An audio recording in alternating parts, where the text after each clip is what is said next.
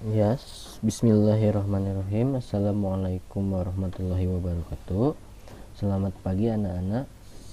Selamat datang di semester 2. Nah, pembelajaran hari ini di sejarah nasional akan membahas mengenai kependudukan Jepang di Indonesia begitu. Yuk kita mulai. Nah, hari ini kita akan membahas mengenai kependudukan Jepang di Indonesia, yang dimana beberapa tahun terakhir sebelum kita merdeka, Jepang sempat menguasai Indonesia. Hal ini nanti kita diskusikan dan jelaskan bahwa ini berkaitan dengan Perang Dunia dan Perang Asia Pasifik begitu. Kependudukan Jepang di Indonesia. Yuk mulai, kita masuk ke materinya. Nah, awal mula kedatangan Jepang di Indonesia bersangkut paut dengan kejadian pengeboman di Pearl Harbor ya. Apa sih itu? Nah ini ya, latar belakang terjadinya Jepang masuk ke Indonesia, yaitu awal mula terdapat peperangan Asia Pasifik, yaitu antara Jepang dan Amerika dan sekutu begitu, dimana pada saat itu Jepang bersama dengan Jerman dan Italia merupakan salah satu negara imperialisme yang kuat begitu, dimana Jerman dan Italia menjadi musuh dari sekutu di dalam Perang Dunia Kedua di Eropa sana, sedangkan Jepang adalah salah satu negara yang memiliki ideologi fasisme seperti Jerman dan Italia dan berada di Asia begitu.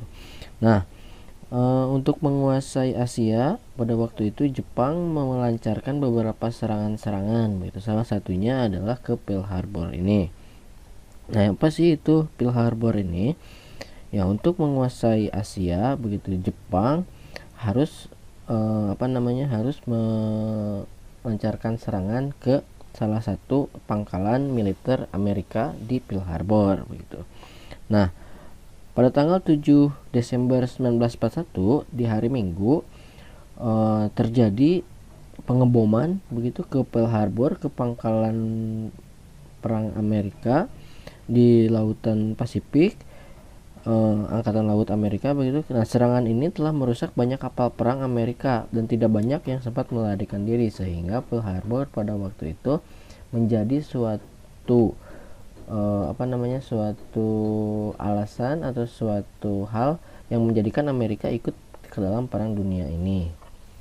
Nah, kemudian setelah Pearl Harbor ini hancur, kemudian merenggut banyak sekali nyawa orang gitu. Nah, pasukan Jepang pada Maret 1942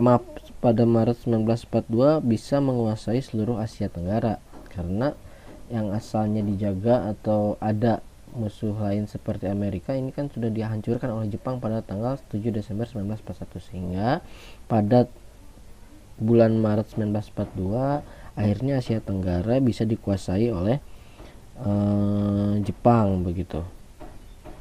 Nah, kemudian bagaimana Jepang masuk ke Indonesia begitu ya. Nah, ini yang akan kita pelajari. Nah, ini petanya. Oke. Sejak mengebom Pearl Harbor di Asia, di Pasifik di sini ya, nanti si Jepang itu mengebom angkatan laut Amerika. Kemudian pada tanggal 7 Desember 1941 ya, serangan terus dilancarkan begitu oleh Jepang untuk menguasai ini seluruh Asia Tenggara ini begitu. Nah, pada Januari 1942 atau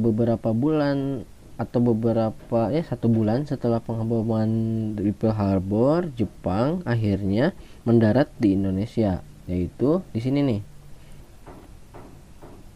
Nah, pada Januari 1942 atau satu bulan setelah pengeboman dari Pearl Harbor, markas Angkatan Laut Amerika Serikat di Pearl Harbor begitu, Jepang akhirnya sampailah di Asia Tenggara, dan pada Januari 1942 Jepang mendarat di Indonesia melalui Ambon, begitu daerah sini ya, Ambon, dan seluruh Maluku.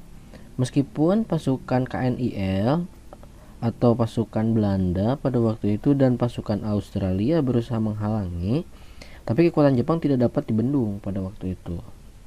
Oke, kemudian sejalan dengan dikuasainya Maluku, daerah Tarakan di Kalimantan Timur, nah daerah ini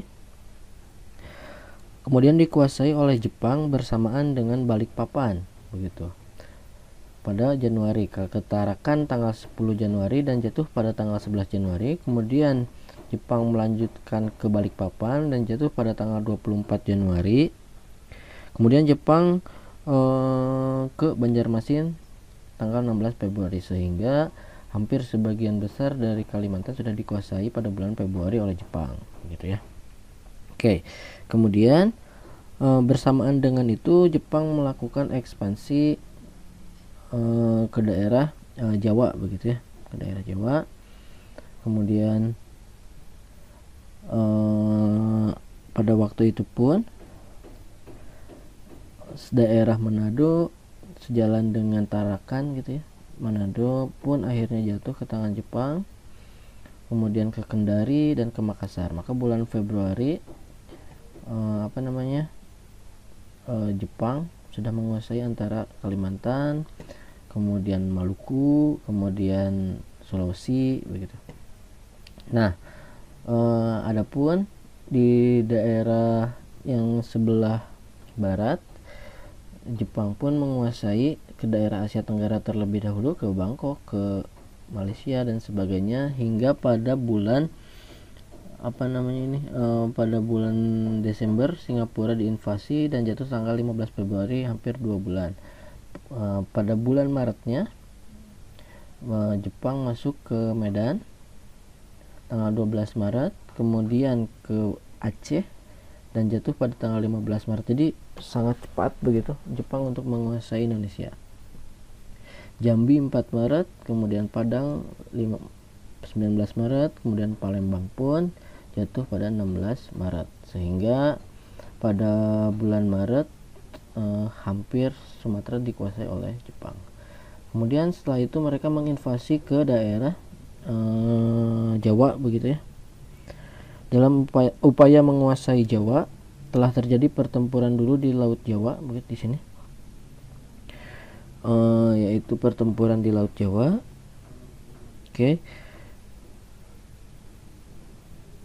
Nah, kemudian Jawa, Cilacap, Bali, Surabaya jatuh pada bulan Maret juga, termasuk Merak, hingga akhirnya pada bulan Maret sudah dikuasai Sumatera, Kalimantan, Sulawesi, Maluku, dan Jawa, begitu ya. Nah, hingga akhirnya bulan Mei masuk ke daerah Bali, 19 Februari dikuasai, kemudian Lombok pada 9 Mei, Sumba, Flores pada 16 Mei dan 9 Mei.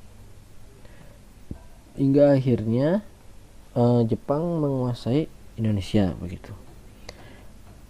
Oke.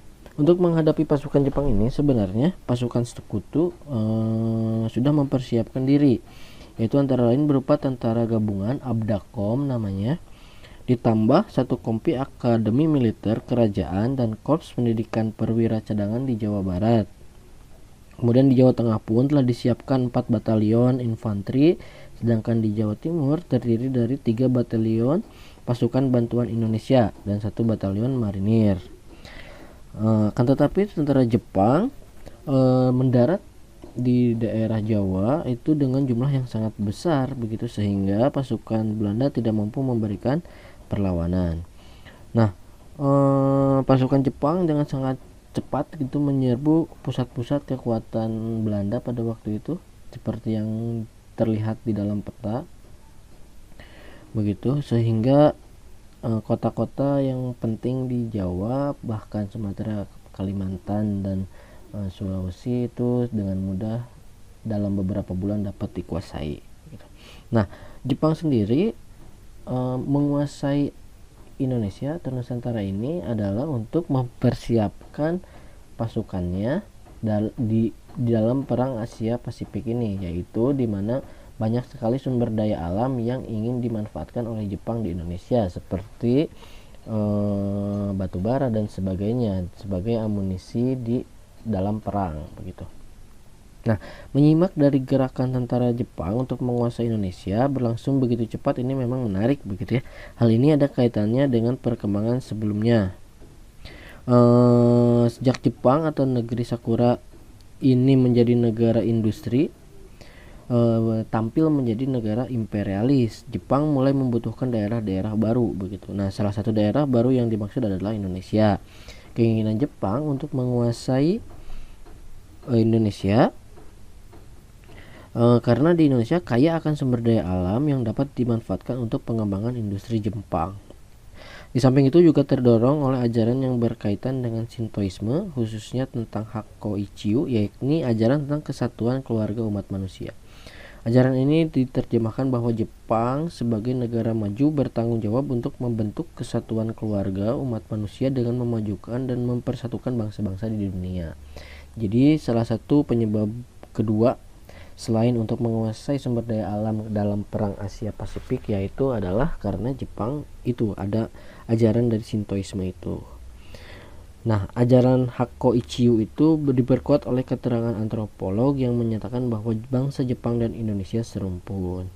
Nah, untuk merealisasikan itu maka sebelum gerakan tentara Jepang datang ke Indonesia, Jepang sudah mengirim para spionase untuk datang ke Indonesia pada tahun-tahun sebelumnya.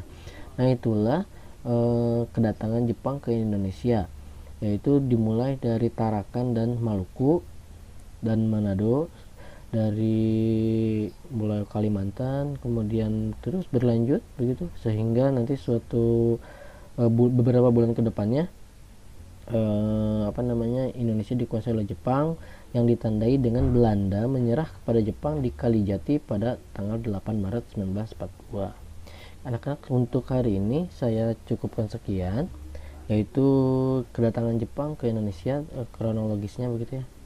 Jadi ada beberapa jalur begitu, ada jalur dari barat yang menyerang kepada Kalimantan dan ke Sumatera, adapun jalur dari Maluku begitu ke sini yang warna merah, adapun yang jalur langsung ke Tarakan ke daerah Kalimantan yang warna biru. Oke. Kita berjumpa lagi minggu depan. Assalamualaikum warahmatullahi wabarakatuh.